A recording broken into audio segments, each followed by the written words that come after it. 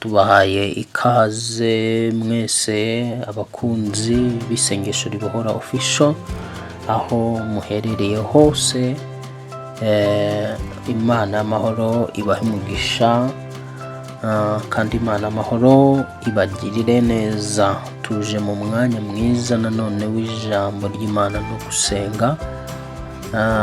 Tugukangurira gukora subscribe niba utarayikora ari ubwa mbere ugeze hano ku isengesho ribohora official. Ntuze gusoza, ntuze kugenda ngo nyuma yo gusoza ijambo n'isengesho ntugende udakoze sabone cyangwa se subscribe. Uwiteka umugisha kandi abayikoze namwe bakoze subscribe mujye mwibuka gukora like na share. Mugirirwe neza n'Imana.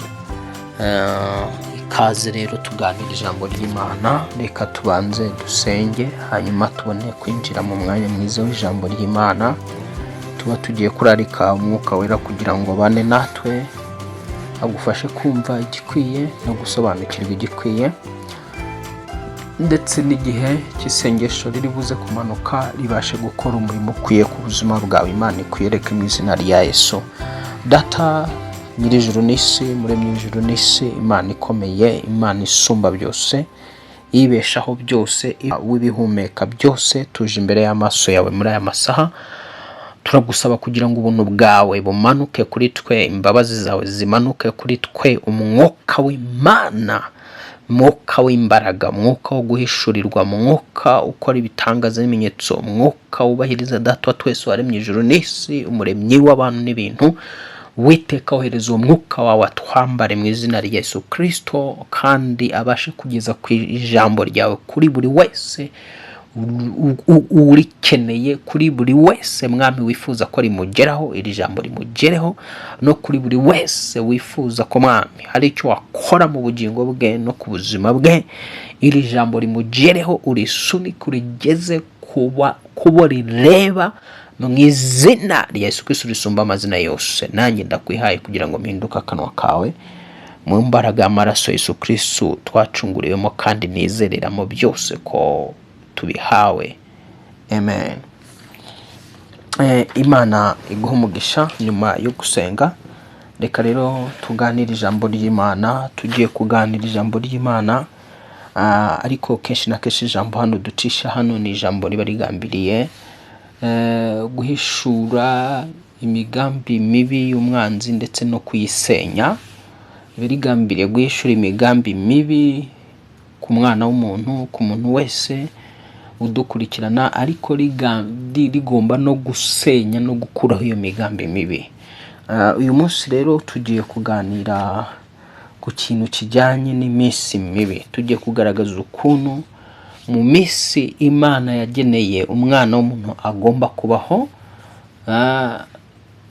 Satani ashobora kwivanga agateguramwo iminsi mibi muri ya minsi abazogomba kumara mu isi. Noneho nyuma yo guhishura ibyo turaza gufata umwanya wo gusenga, nawe gukangurira gusenga kugira ngo mu minsi ugomba kubaho ujye usiba iminsi mibi wapangiwe n'ubwami bw'umwijima. Imana nyir'ijuru n'isi igenda iguhuza n'iminsi myiza mu buzima bwawe mu izina rya Yesu. Reka rero mbere yuko dukomeza reka dusome ijambo ry'Imana dusanga muri Zaburi 139 kuva ku murongo waho wa 16. Kuva ku murongo wa 16, Zaburi 139 umurongo waho wa 16 handitswe ngo nkiri urusoro amaso yawe yarandebaga, mu gitabo cyawe handitswemo iminsi yanjye yose yategetswe itarabaho n'umwe. Mana erega ibyo utekereza n'iby'igiciro kuri jye, erega umubare wabyo ni bwinshi, nabibara biruta umusenyi ubwinshi. Iyo nkangutse turacyari kumwe.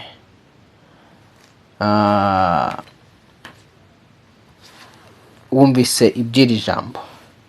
Iyi Imana iremye umuntu, iri jambo rirakwereka ko mbere yuko Imana ikurema iminsi ubuzamara mu isi yaramaze kwandikwa ukiri urusoro mu nda ya mama wawe.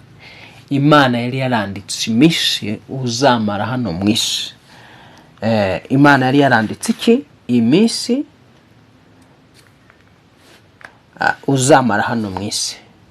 Ibyo ndi kuvuga nuko iri jambo rivuze ngo nkiri urusoro amaso yawe yarandebaga, mu gitabo cyawe cyanditswemo iminsi yanjye yose yategetswe itarabaho n'umwe. Niba ngo wowe utarabaho n'umunsi n'uyu, utaragera no mu nda ya mama wawe ataragushama, Imana yari yarategetse iminsi uzamara hano ku isi. Niba ari iminsi 100, imyaka niba ari imyaka 100, niba ari imyaka 200, niba ari imyaka 70, niba ari imyaka 80, niba ari imyaka 90, niba ari imyaka 60, iminsi yawe Imana yayanditse itarabaho n'uyu n'umwe rukumbi.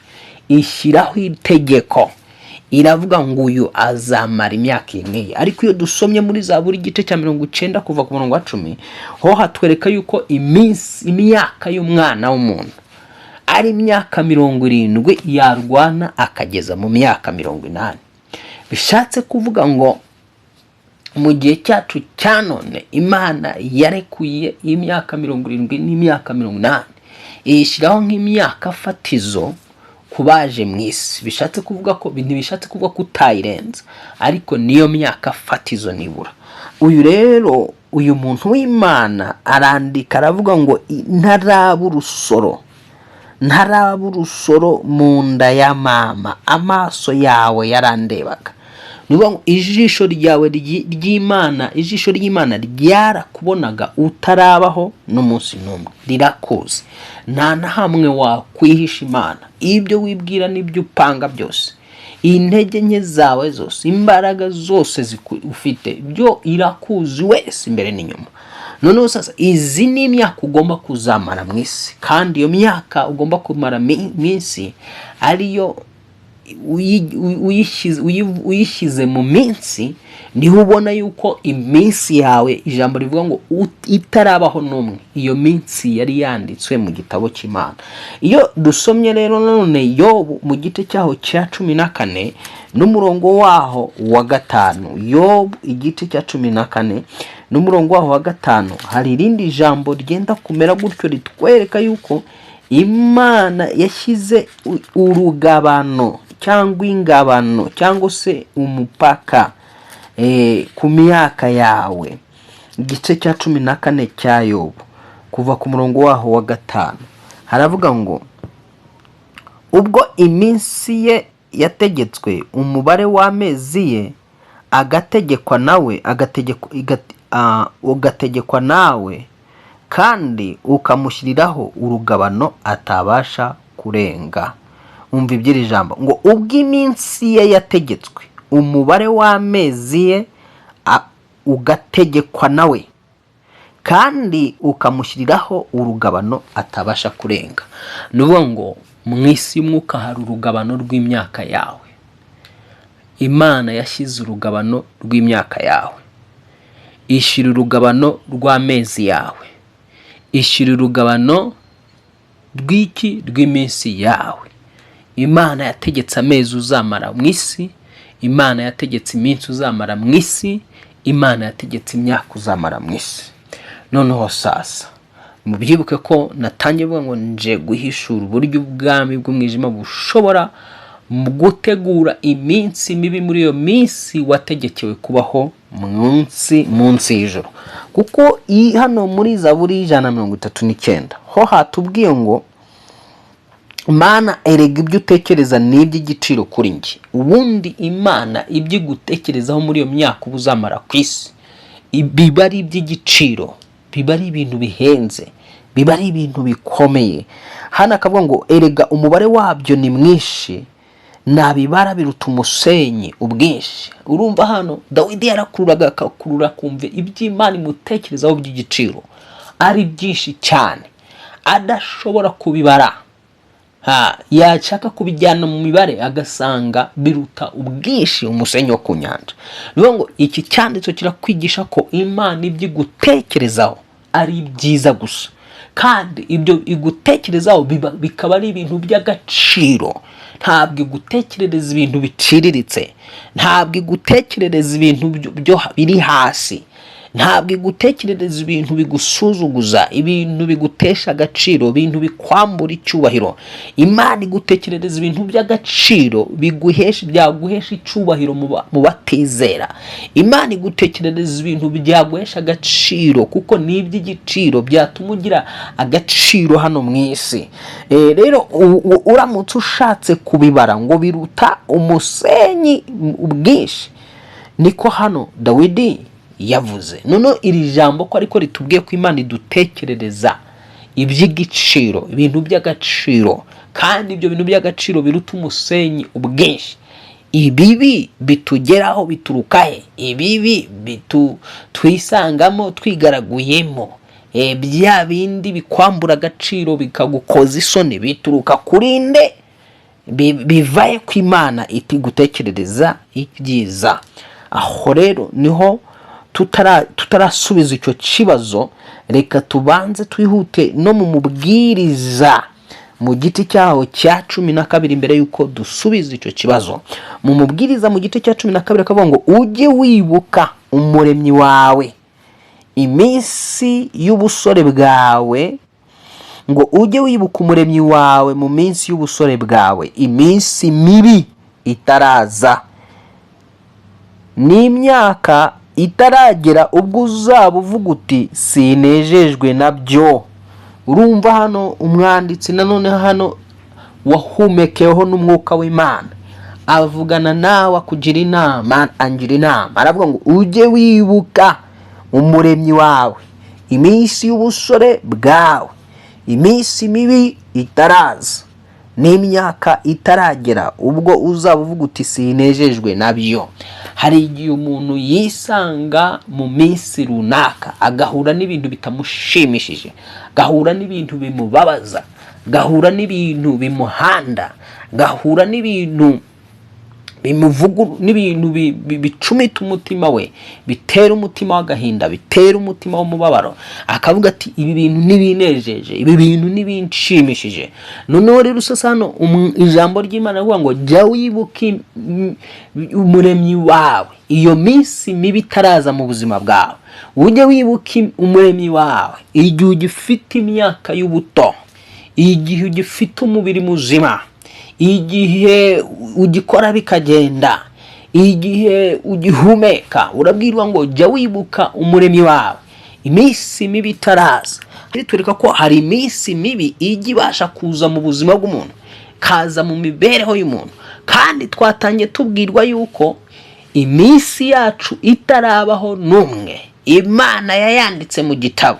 Kandi ijambo rigaruka ritubwira ngo ibyo Uwiteka adutekerezaho ni byinshi twabasha kubibara, ngo biruta ubwinshi umusenyi wo ku nyanja.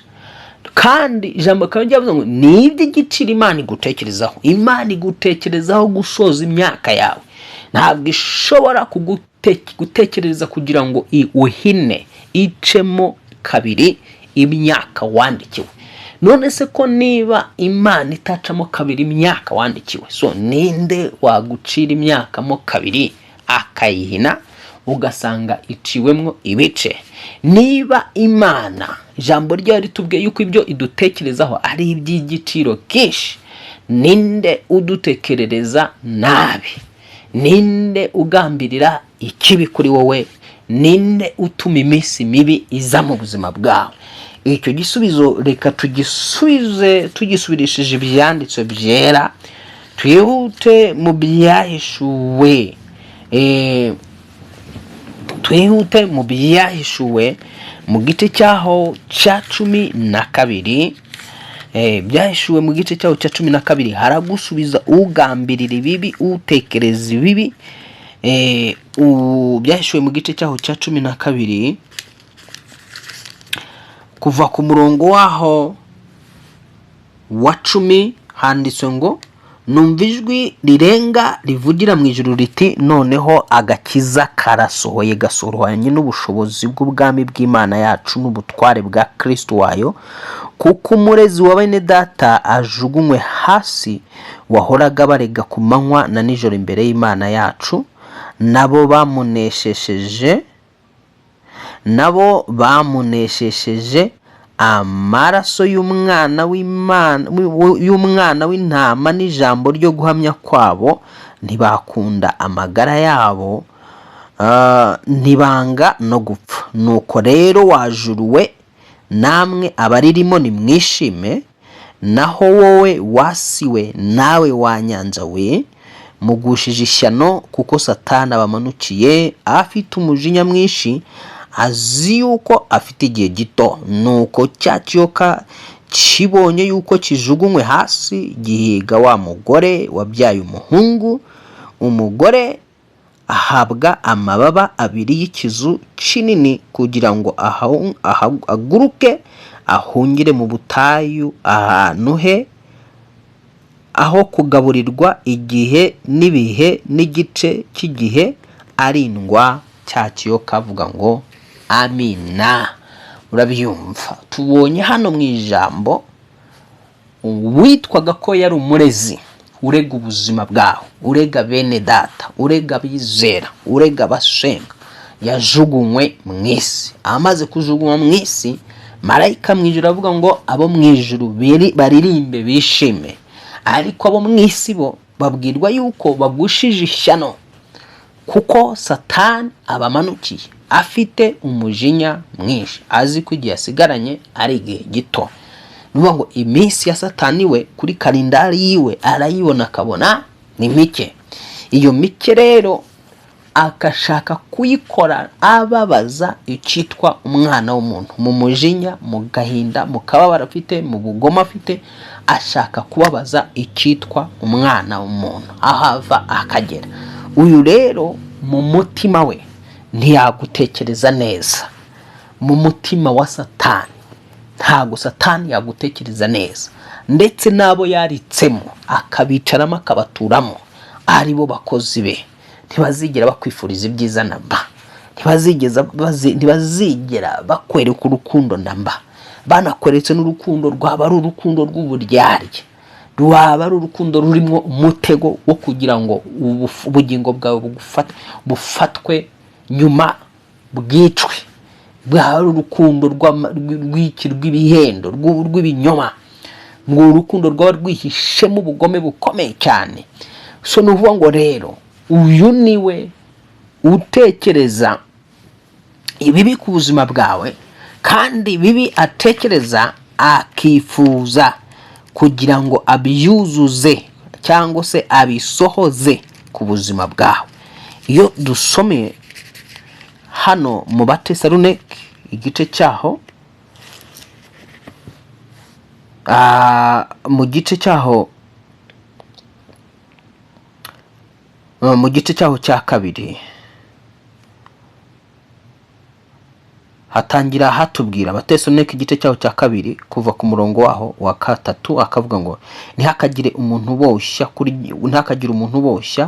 mu buryo bwose, kuko uwo munsi utazaza kurya kwimura Imana kutabanje kubaho, kandi urya munyabugome atarahishurwa ari we mwana wo kurimbuka. Ijambo ritangira rivuga ku murongo wa 4 ngo numubisha wishyira hejuru cyitwa Imana cyose cyangwa igisengwa cyose, kugira ngo yicare mu rusengero rw'Imana yiyerekane ko ari Imana. Wumvise uyu nguyu urimo uravuga hano ngo numubisha wishyira hejuru cyitwa Imana cyose cyangwa igisengwa cyose. Aha rero nanone ubonye turacyasubiza ikibazo kivuga ngo ninde nkomoko y'iminsi mibi n'ibihe bibi, ninde nkomoko ninde nkomoko y'ibyago n'amakuba, ninde nkomoko y'ibibazo bitandukanye n'iminsi mibi yaza mu buzima bwawe.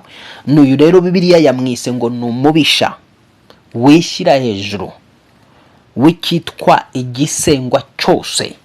Nuvuga ngo igisengwa cyose, niba ari umubisha Satani, niba ari umubisha w'igisengwa cyose, ni n'umubisha w'abasenga, ni n'umubisha w'abashaka Imana. Uyu mubisha rero ni ushobora gukereya iminsi mibi ikaza mu buzima bwawe utabizi, igihe utabaye maso ngo usenge. Rero dusomye nanone Abefeso mu gice cyaho cya gatandatu, Abefeso mu gice cyaho cya gatandatu, hanyuma tugafata umwanya wo gusenga Imana duhanagura.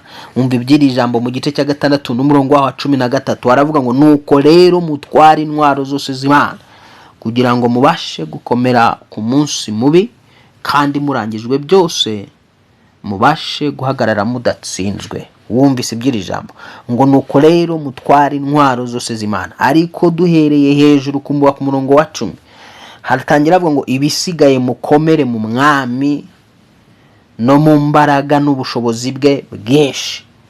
Imana ishaka kukomerera mu mbaraga zayo, Imana ishaka kukomerera mu bushobozi bwayo, Imana ishaka ko wambara intwaro z'Imana kugira ngo ubashe guhagarara udatsinzwe n'uyu mubisha w'ikishyira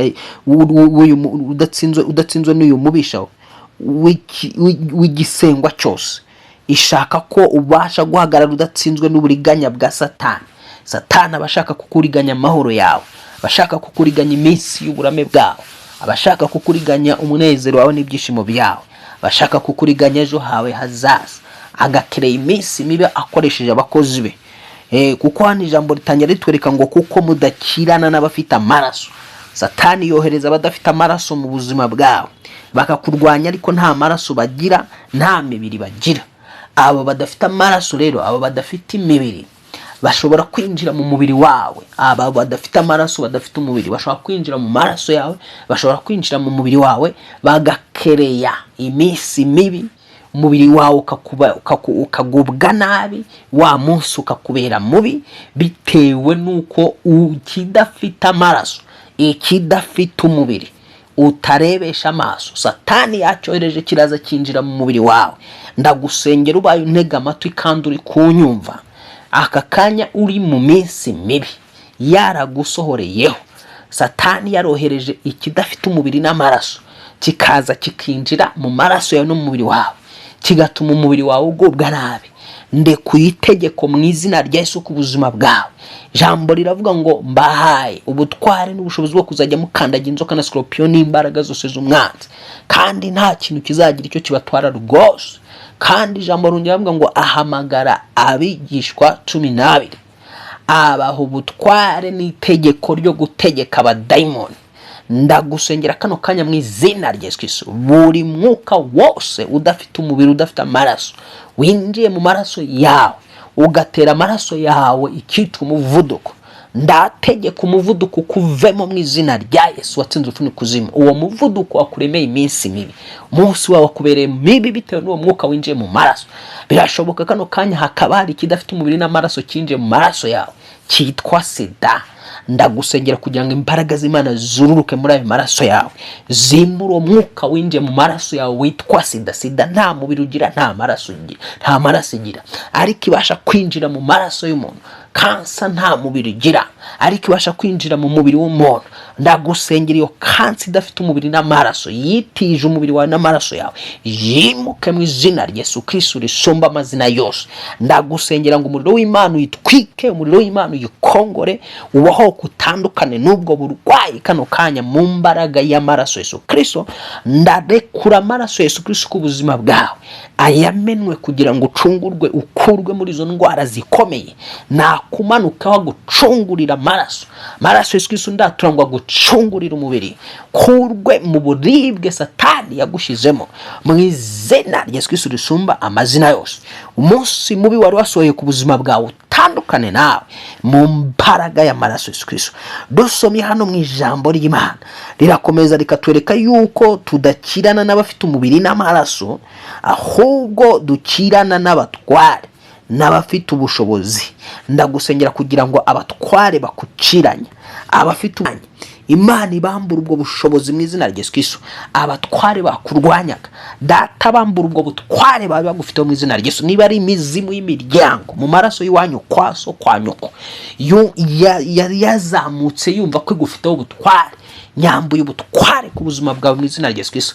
Iyumvaga ko igufiteho ubushobozi, tuyambuye ubushobozi mu mbaraga y'izina rya Yesu Kristo. Tuyambuye ubushobozi mu mbaraga y'amaraso Yesu Kristo. Acira kubahorwa n'amaraso amaraso Yesu Kristo kandi wizere ko amaraso Yesu Kristo yambuye ubushobozi ucyari kigufiteho ubushobozi. Amaraso Yesu Kristo yambuye ubutware icyari kigufiteho ubutware mu mbaraga amaraso Yesu Kristo. Kandi ijambo rikavuga ngo nabategeka isi y'umwijima. Buri mwuka wose utegeka isi y'umwijima kurwanya, uguhatira kubaho kudashaka, uguhatira kubaho mu marira, uwo mwuka ugutegeka ukagutegekera kuba mu bibazo, ndawusenya nuve ku buzima bwawe mu mbaraga y'amaraso Yesu Kristo. Handitswe yuko igice cya mbere Yeremiya umurongo wa 10, Uwiteka ashyize ijambo rye mu kanwa kanjye, akanshyira hejuru y'abami n'ibihugu kubika, kurandura, gusenya no kubaka no gutera imbuto. Mpagaze muri iryo jambo, ndarihagarariye kano kanya, nongeye gusenya mu izina rya Yesu Kristo ikintu kibi cyose cyari cyaratewe ku buzima bwawe. Ndanduye ibyari biri mu maraso yawe byakuremeraga iminsi mibi mu izina rya Yesu Kristo. Ndanduye ibyari biri mu mubiri wawe byakuremeraga umunsi mubi, munsi ukagusharirira mu izina rya Yesu Kristo. Ibituma iminsi yawe ibi yo gusharirirwa, ibituma iminsi yawe ibi ikubihira, ndasenya, ndakubita hasi, ndafata mpiri ibishaririza iminsi yo kubaho kwawe mu izina rya Yesu Kristo. Ibishaririza umunsi wawe, ibiba byasharirije igitondo cyawe, ibyasharirije amanywa yawe, ibyasharirije umugoroba wawe, ibyasharirije ijoro ryawe, ibyasharirije igicuku cyawe, ibyasharirije urucerera rwawe, ndatura ngo mu izina rya Yesu Kristo byari byakugizeho ubushobozi, ibyari byakugizeho ubutware, byose ndabyegeranya mu izina rya Yesu. Ndategeka kugira ngo marayika w'isumba byose, marayika w'umwami Imana, handitse yuko abamarayika baremwe mu buryo bw'imiyaga, ariko abakozi b'Uwiteka twahinduye ibirimi by'umuriro.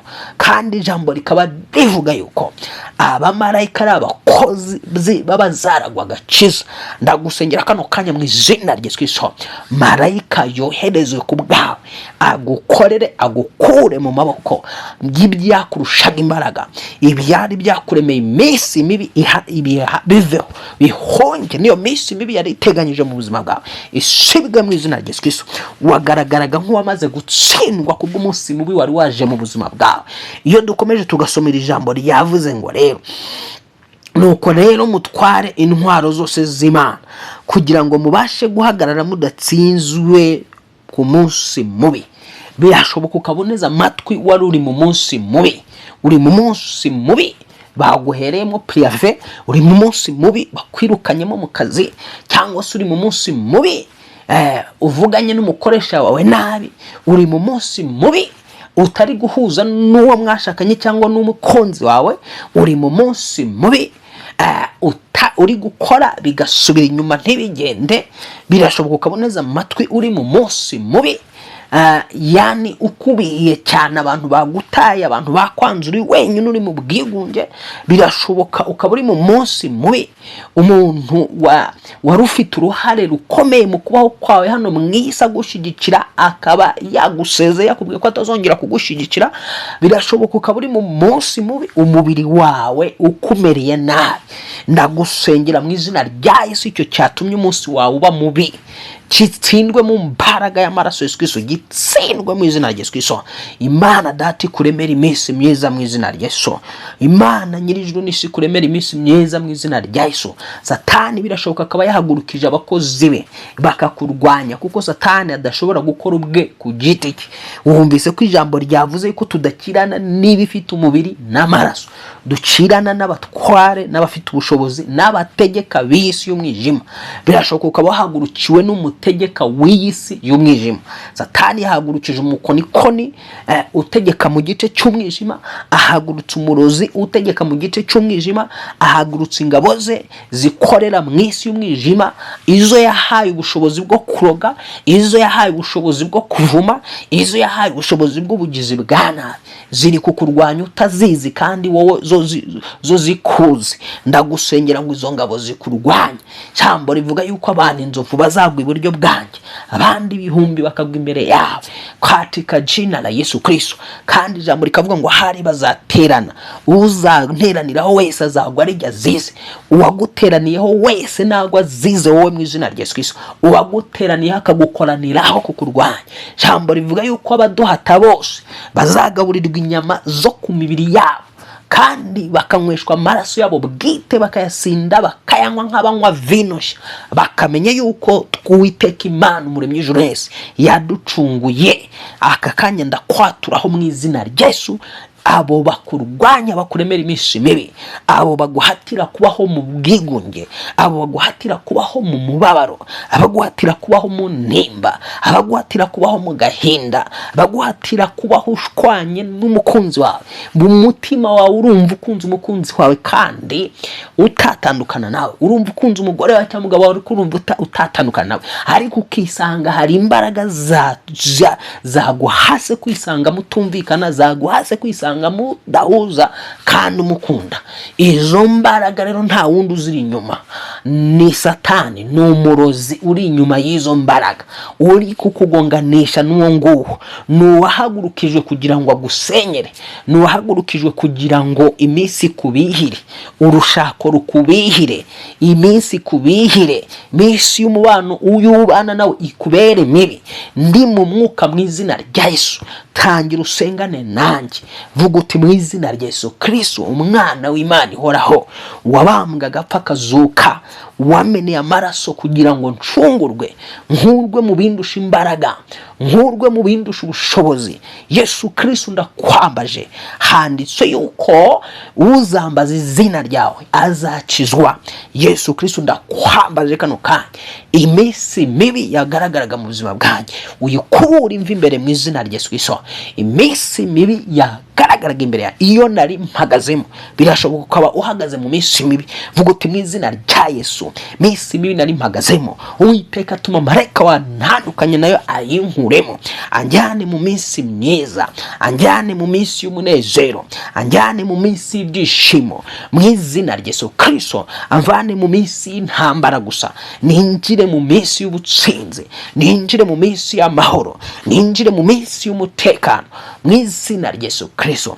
Ngaho tangira usenge, tangira usabe Data wa twese, iyo minsi mibi hanagurwe ku buzima bwawe, iyo minsi mibi uyisokemo, iyo ari imbere yawe utazi amaze guteganywa, iyo nayo uyikubure mu izina rya Yesu. Birashoboka ko Satani ashobora n'abakozi be n'abagizi ba nabi bashobora kugupangira bakavuga ati uyu ku kwezi ntazakurenza, uyu mwaka ntazawurenza, iyi tariki niyi tuzamubana. Senga uvuye uti iyo minsi uyihanagure, hanagura iyo minsi mibi mu izina rya Yesu. Aturuti mu izina rya Yesu, hanaguye iminsi mibi yose yari iri imbere yanjye, yari yateguwe n'ababisha banjye, yari yateguwe n'abanzi banjye, yari yateguwe n'ubwami bw'umwijima. Muri aya masaha, kuri iyi tariki, muri uyu munsi, iyo minsi mibi nsabye amaraso Yesu Kristo kuyigezayo no kwikubura, akayitembana ikava imbere yanjye mu izina rya Yesu Kristo.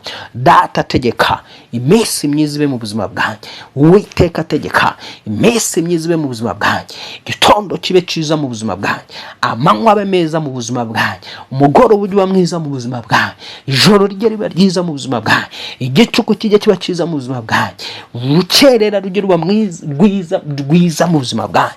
Iminsi yose nsigaje kubaho, Uwiteka uhanagure iminsi yo gusharirirwa, wongera iminsi yo kuryoherwa n'agakiza, wongera iminsi yo kuryoherwa n'urukundo rwawe Uwiteka Imana, wongera iminsi yo kuryoherwa n'imibereho n'ubuzima utanga, wongera iminsi yo kuryoherwa kw'imigisha iva mu gakiza kawe, iva kuri we Mana isumba byose. Urakoze Mwami kumva gusenga, ndagushimiye ko ugera iminsi y'uburyohe, iminsi y'ibyishimo, iminsi yo kunezerwa mu izina rya Yesu Kristo. Amen. Amen.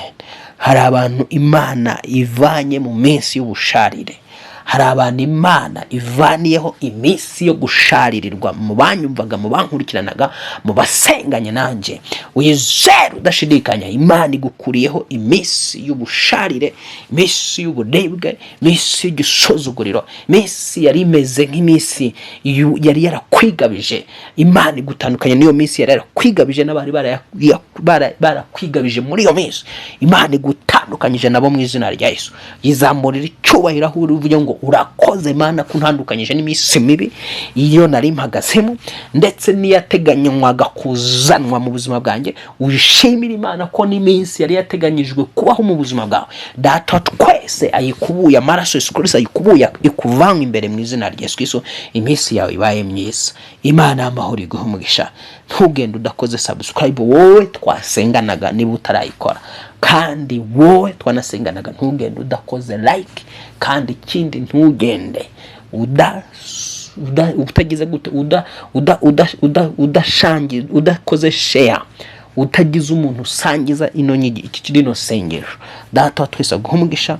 Imana amahoro ikugirire neza. Shalom, ibihe byiza.